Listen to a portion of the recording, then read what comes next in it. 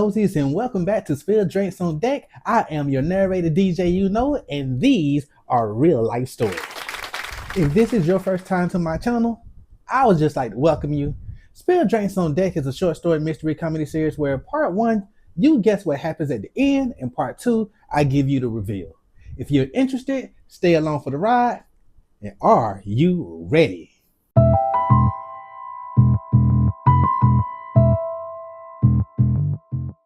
Ladies and gentlemen, we are now settled at cruising altitude, and I ask that you fasten your seatbelt because this story is sure to have turbulence.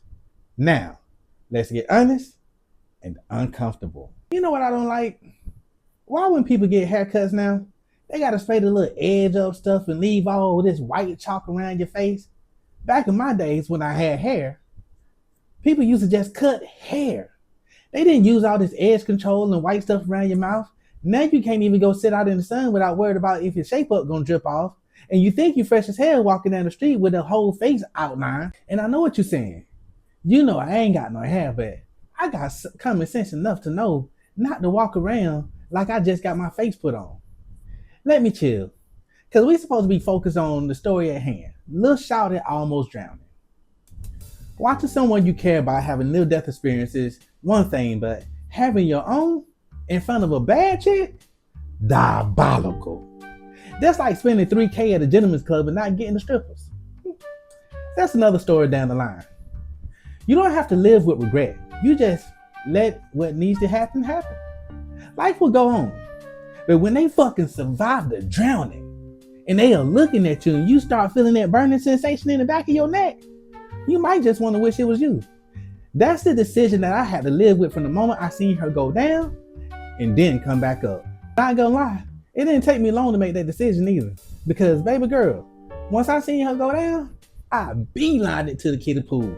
I said, nope, that's way too much water for me to drink. And yes, I didn't think about it twice, because rather than me jumping in the pool to save the girl of my dreams, I just lifted my shoulders after looking down and said, oh well, God's problem now. So fortunately for me, the lifeguards saved her life. And now we're in the kiddie pool together taking remedial courses. Now, I've never been too good with water. As a child, my mother told me I couldn't talk too good, and there had to be a reason why. Her and my pops decided to take me to the doctor and realized that I needed to have tubes placed in my ear due to me having chronic middle ear infections. So in actuality, that surgery kept me from submerging myself in water, which also limited my ability to swim. So here I am in the Navy, in the kiddie pool with all the other black sailors, and I have the girl who just got baptized in 12 feet of water and then damn near don't kill herself. And I still want her. After getting kicked out the first day, because I wasn't paying attention, you know me, we have now returned to remedial class, and I hear the instructor say we have 3 weeks to learn how to swim, or we're gonna return to P days. What? Back to processing days? Not your boy. First, the white sailors are planning on using us as life rafts, and now you want us to return to the beginning of boot camp to suffer for another 8 weeks? Nope, we gonna learn today. We gonna learn today. So we line up by the pool, and you know me, I mean, I worry about a girl I wanted to talk to, you know what I'm talking about? Glenn is on my right side whispering, she's gay, fool. But I don't care. I'm like, can we talk for a minute? Cause girl, I want to know your name. Cause you know, this before the Alicia Keys song had came out, you know what I'm talking about? I made eye contact with her, I'm like, you ready? She was like, kinda, cause yesterday was crazy as hell. Finally, you hear one of the instructors say, in the pool. We jump in all at the same time and start receiving instructions on what to do. Turn towards the wall, extend your body out the float, kick your legs and breathe. What? If you know me, my dumb tail, I don't think we can breathe underwater like that. I'm not sure if the instructor was trying to kill us, but definitely forgot to turn our heads. Well, they did forgot to turn their heads, because I'm over here talking to the chick I want to talk to. Believe that. So finally, I'm like, I'm DT. What's your name? She like, Alicia. I said, damn, it's very nice to meet you, Alicia. Man, you know a brother ain't got no game at all. Because as soon as she started smiling, I'm all teeth. You couldn't tell me nothing. That moment was equivalent to me getting a lap dance for Janet Jackson back in the day.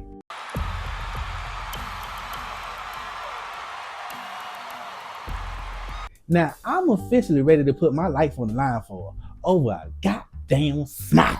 Now, a couple of days have gone by, and me and Elisa, we cool, we kicking it. One of us got kicked out every day and had to return to class, and aka our division. But on this particular day, all my homies seemed off. Probably because Glenn is like, yo, he talking to the gay chick, and the rest of the homies are pissed off because they like, hey man, we trying to talk to chicks and they ain't talking back. I'm just so happy to be an ugly guy who's having the best time of his life in boot camp over a goddamn smile. So what's the worst thing that can happen? Well, we'll soon find out. Because Glenn, Parrish, and Ford are now sitting up here taking shots at me. Glenn is talking trash, like, you gay, because the chick you trying to talk to is gay, and I hope you don't get her, you lesbian. Now, all of these are new terms to me because I'm sheltered. Remember that. I was in my mama's house for a long time. Now, if I knew what a lesbian was at this moment, I definitely would have been one. Because although women are difficult to live with, I wouldn't want to live in the world without them. So the instructor says we need to learn how to swim underwater. And for some reason, this is my time to shine. Alicia doesn't go underwater right away, but I do because I want to show out. She's beside me a little bit further to my left, and as I go in the water, I start kicking and moving because I'm trying to show her I know how to swim. But Glenn and Parrish little fuck asses, they don't grab my legs. They don't grab my legs, guys. My legs! They took my legs from me. Immediately, I start to panic because I don't know what's going on, but before I knew it, I started seeing the light. So with my eyes being closed, I grab onto whatever I can grab. But you want to know one thing about God? God will bring you peace in the middle of your situation. Come on now, somebody. Somehow peace came over me. With my arms stretched out wide, hands open, I'm ready to receive a blessing from nowhere, a miracle, because my eyes open and Elisa's ass is in my hand. Oh my God.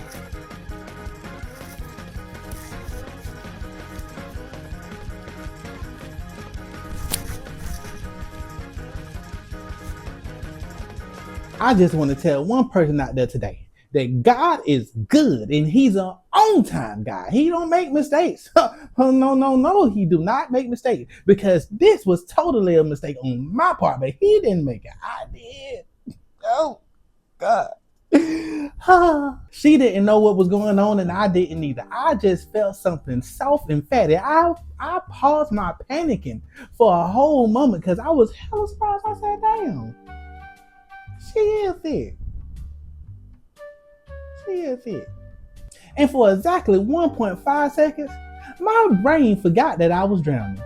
I was like, Lord, if you take me now, at least I'm going out with a blessing in my hands. Then I remembered, I still can't breathe underwater.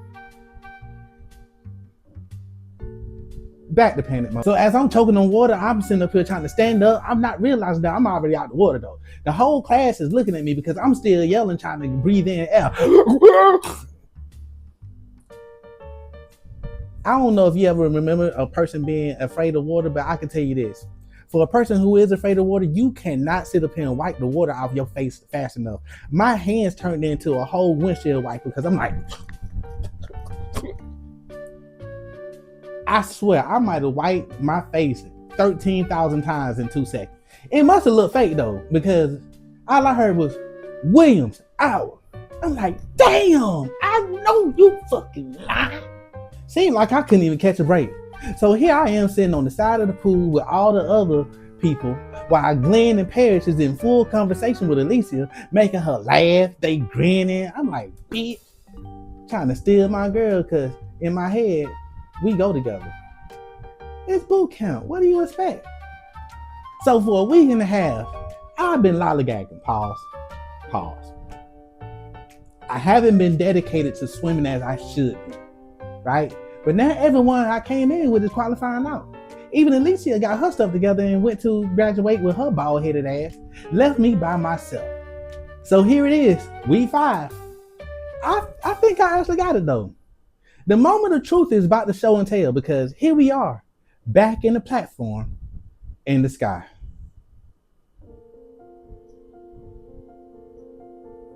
And now my eyes is looking down.